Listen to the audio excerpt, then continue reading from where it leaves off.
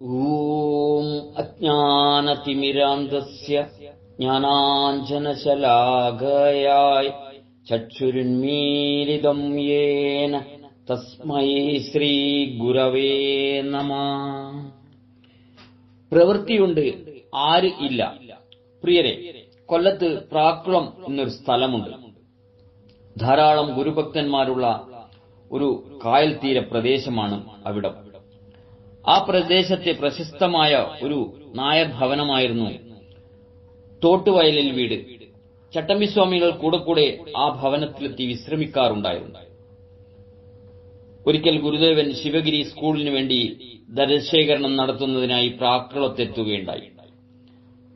ആ ദിവസങ്ങളിൽ ചട്ടമ്പിസ്വാമികൾ രോഗബാധിതനായി തോട്ടുവയലിൽ വിശ്രമിക്കുന്നുണ്ടായിരുന്നു. ഒരു ഭക്തനിൽ നിന്നും ആ വിവരം അറിഞ്ഞ ഗുരുദേവൻ അന്ന് ഉച്ചയ്ക്ക് ശേഷം തോട്ടുവയലിലെ ആ ഭവനത്തിലെത്തി. സംഗീതസ്വാമി എന്നറിയപ്പെട്ടിരുന്ന സുഗുണാനന്ദഗിരി സ്വാമികളും മറ്റു ചിലരും അപ്പോൾ ഗുരുദേവനൊപ്പം ഉണ്ടായിരുന്നു. ഗുരുദേവനെ ആ ഭവനത്തിലുള്ളവർ വലിയ ആദരവോടെ സ്വീകരിച്ചിട്ട് ചട്ടമ്പിസ്വാമികൾ വിശ്രമിച്ചിരുന്ന മുകൾ നിലയിലെ ഒരു മുറിയിലേക്ക് ആനയിച്ചു. ആ നേരം കട്ടിലിൽ ശയിക്കുകയായിരുന്ന ചട്ടമ്പിസ്വാമികൾ ഗുരുദേവനെ കണ്ട് ആഹ്ലാദത്തോടെ ഒരൊച്ച പുറപ്പെടുവിച്ചു. അനിർവചനീയമായ ഒരു സഹോദര ബന്ധമാണ് ആ മഹാത്മാക്കൾ തമ്മിലുണ്ടായിരുന്നത്. ചട്ടമ്പിസ്വാമികൾ: ഈയിടെയായി പ്രവൃത്തിയാരുടെ ഉദ്യോഗമുണ്ടെന്ന് കേട്ടല്ലോ. ഗുരുദേവൻ: പ്രവൃത്തിയുണ്ട്, ആര് ഇല്ല. കർമ്മം ചെയ്യുമ്പോഴും കർമ്മ വിമുഖനായിരുന്നു എന്ന ആ മറുപടിയിലെ ധ്വനി സൂക്ഷ്മമായി ഗ്രഹിച്ച ചട്ടമ്പിസ്വാമികൾ അപ്പോൾ സുസ്മേരവദനായി പുഞ്ചിരിച്ചു. എന്നിട്ട് തന്റെ കട്ടിലിൽ ഗുരുദേവന് ഇരിക്കുന്നതിനായി ഒരു വശത്തേക്ക് ചരിഞ്ഞു കിടന്നു. ഗുരുദേവൻ ആ കട്ടിലിൽ ഇരുന്നിട്ട് ചട്ടമ്പിസ്വാമിയുടെ അസ്ഥിമാത്രമായി ശോഷിച്ചിരുന്ന വലതുകരം ഗ്രഹിച്ച് മെല്ലെ തലോടുവാൻ തുടങ്ങി. ആ രംഗത്തിന് സാക്ഷിയായി നിൽക്കുകയായിരുന്ന സംഗീതസ്വാമിയെ കണ്ടിട്ട് ചട്ടമ്പിസ്വാമി ആരാഞ്ഞു: സംഗീതവും വന്നിട്ടുണ്ടല്ലോ, കുറച്ചുനേരം പാടാമോ?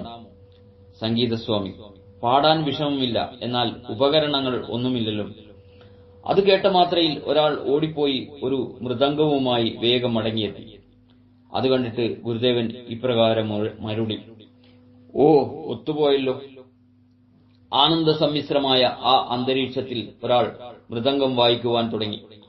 ഗുരുദേവൻ തന്റെ പ്രിയ ശിഷ്യനെ അനുഗ്രഹിച്ചു. തുടങ്ങാമല്ലോ. ആ മുറിയുടെ ഒരറ്റത്ത് വേഗം ഒരു കമ്പിളി വിരിക്കപ്പെട്ടു.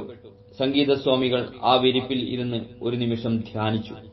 അതിനുശേഷം 2-3 കീർത്തനങ്ങൾ അതീവ സ്വരമാധുരിയോടെ ആലപിച്ചു.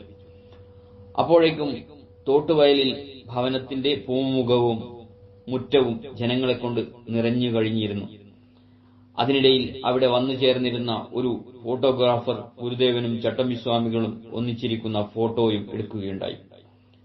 അതിനുശേഷം ഗുരുദേവൻ കരുനാഗപ്പള്ളിയിലേക്ക് യാത്രയായി. സ്നേഹപൂർവ്വം, രഞ്ജൻ, കയനാട്.